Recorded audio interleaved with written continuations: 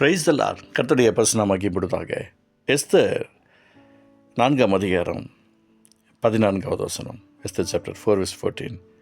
நீ இந்த காலத்திலே மௌனமாக இருந்தால் யூதருக்கு சகாயமும் ரட்சிப்பும் வேறு இடத்திலிருந்து எழும்பும்.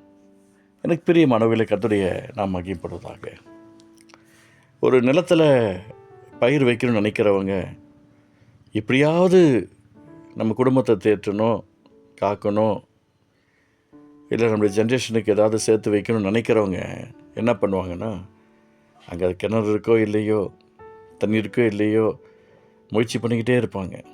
இந்த மழைக்காவது நமக்கு வந்து நிற்குமான்னு பார்ப்பாங்க.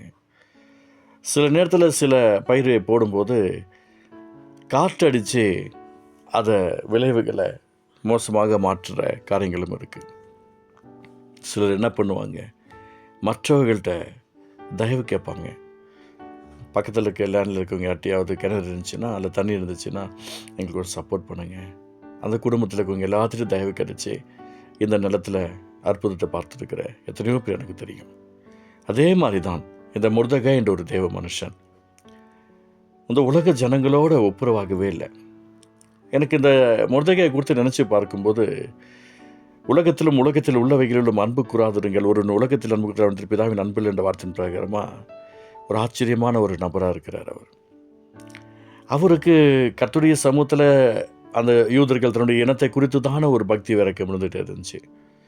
தன் இனத்தை சார்ந்த நபரை ஒரு பெரிய போஸ்டிங்கில் கொண்டு போய் வச்ச பிறகு நான் யார் தெரியுமா, நான் எப்படி ஆள் தெரியுமா, அங்கே உட்காந்துருக்கிறது அந்த ஆள் யார் தெரியுமா அப்படின்னு சொல்லி ஒரு ஒரு ஒரு கெத்து காட்டாமல் அப்பவும் போல் அந்த வாசலில் இருக்கிறார். தன்னுடைய பெரிய அதிகாரி வராரு, அந்த மனுஷனுக்கு ரெஸ்பெக்ட் பண்ணணும், அவங்க இப்போ அப்படிலாம் அவர் பண்ணலை. வேண்டாம், நம்ம இனம் என்ன, குலம் என்ன, கோத்திரம் என்ன. இன்றைக்கி சில நபர்கள் அப்படி தான் இருக்கிறாங்க. கையில் காசு பணம் இல்லாட்டினாலும் என் ஜாதி என்ன தெரியுமா, என் மதம் என்ன தெரியுமா அப்படின்னு சொல்லி உட்காந்துருக்கவங்க இருக்காங்க. படிப்பு என்ன தெரியுமா, அறிவு என்ன தெரியுமா, அந்தஸ்து என்ன தெரியுமா, அழகு என்ன தெரியுமா, அழகு அற்றுப்போகும் எழில் ஏமாற்றுன்னு அப்பா அழகாக ஒரு பாட்டு பாடி இருக்கிறார். அதனால் இந்த நாளில் இயேசுவின் நாமத்தில் சொல்கிற இந்த வார்த்தை கேட்கிற அன்பு சகோதரி முர்தகாயுடைய வார்த்தைக்கு கர்த்தர் ஹானர் பண்ணுறதுக்கு ஒரு காரணம், ஒரு நாள் நைட்டு ராஜாவுக்கு தூக்கம் வரல. அப்போ அவர் தூக்கம் வராதனால என்ன ஆயிடுச்சு, அந்த இடத்துல ஏஞ்சி பார்க்குறாரு, அந்த ராஜாவுக்கு ஒரு உதவி செஞ்சுருக்கிறார், ஜீவனை காப்பாற்றிருக்கிறாரு. அப்போ அவருக்கு எந்த மேன்மையும் கொடுக்கலையா அப்படின்னு சொல்லி அந்த இடத்துல கேட்குறாரு. அன்றைக்கி முர்தகாய் தூங்கிட்டு இருக்கிறார். முர்தகாய் தூங்கிட்டு இருந்தாலும் அந்த விதை அந்த ஏர்லி மார்னிங்கில் அந்த ராஜாவுடைய தூக்கத்தை கெடுத்து அங்கே ஒரு அற்புதம் நடக்குது. பாருங்கள், யோசிச்சு பாருங்களேன். உடனே அந்த இடத்துல நெக்ஸ்ட் டே ஆமான் வர்றாரு. ராஜாவை கண்ணம் பண்ணுற மனுஷனுக்கு என்ன கிடைக்கும், நான் தானே அந்த மனுஷன் அப்படின்னு நினைக்கிறாரு. உடனே அந்த இடத்துல ஒரு பெரிய அற்புதம் நடக்குது. அது அந்த ஹானர் பண்ணுற பர்சனுடைய நேம் பார்த்தா முர்தகாய்னு வருது. உடனே அந்த ஆமான் அந்த முர்தகாயை வச்சு ஒரு முழுக்க கூட்டிகிட்டு போயிட்டு எல்லாம் பண்ணுறாரு. திருப்பி வாசலுக்கே போகிறாப்லையாம் முர்தகாய், திருப்பி வாசலுக்கே போகிறாரு. இந்த காலத்தில் மௌனமாக இருந்த ரட்சிப்பும் சகாயமும் யூதருக்கு வேதத்தில் தான் எழும்புமா. என் அன்பு சகோதரியே, இயேசுவின் நாமத்தில் உங்களுக்கு நான் சொல்கிறேன், கர்த்தருடைய அன்புக்காரன் கூட இருந்து உங்களுக்கு நன்மையாலும் இரக்கத்தாலும் நிரப்பப்படுவதற்கு நீங்கள் ரொம்பவும் கவனமாக இருக்கணுன்ட்டு இயேசுவின் நாமத்தில் உங்களுக்கு நான் சொல்கிறேன்.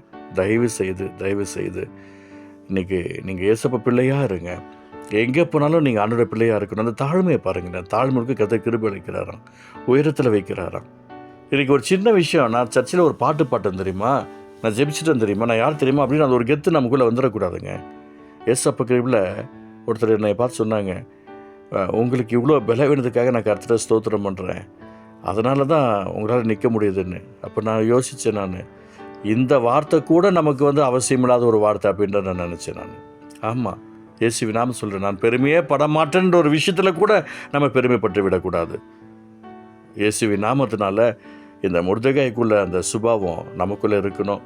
அதனால் நான் இன்றைக்கி சபையில் உட்காந்துருக்கேன், இல்லை வீட்டில் உட்காந்துருப்பேன். ஆனால் சர்ச்சுக்கு வர சகோதரிகள் அவங்கவுங்க வேலைக்கு போகிறவங்களா இருப்பாங்க. அவங்க போகிற இடத்துல அவங்கள மகிமைப்படுத்தும்படியாக கனப்படுத்தும்படியாக இங்கேருந்து அவங்கள நான் லீட் பண்ணும்போது ஆண்டவர் அவர்களை எஸ்தராகவும் என்னை மொர்தெகாவும் கர்த்தர் பயன்படுத்தி கொண்டிருக்கிறார். இந்த வார்த்தை கேட்டிருக்கிற சகோதரனே சகோதரியே, நீங்கள் உங்களுடைய வாழ்க்கையில் ஒரு மாற்றத்தை, மனம் திரும்புதலை கர்த்தராகிய இயேசுவின் நாமத்தில் உங்களை உருவாக்கிக்கோங்க. கர்த்தர் பெரிய காரியம் செய்வார், அற்புதம் செய்வார், ஆசீர்வதிப்பார். அன்பு தகப்பனே, இந்த வார்த்தை மூலமாக நீர் ஆசீர்வதிக்க ஸ்தோத்திரம். அப்பா, இந்த நாளில் நாங்கள் எங்களை மாற்றிக்கிறோம் ஆண்டவரே, கிருபை செய்வீராக. நீ இந்த காலத்தில் மௌனமாக இருந்தால் யூதருக்கு சகாயமும் ரட்சிப்பும் வேறிலிருந்து எழும்பும் என்று நீங்கள் சொல்லியிருக்கீங்களே, நாங்கள் இந்த நாளில் எங்களுக்கு கொடுக்கப்பட்டிருக்கிறத நாங்கள் காத்துக்கொள்ள இரக்கம் தருவீராக. கிருபை செய்யும். நாங்களே எங்களுக்கு கொடுக்கப்பட்ட வேலையை செய்ய இரக்கம் செய்யும். இயேசு நல்ல பிதாவே, ஆமென், ஆமென்.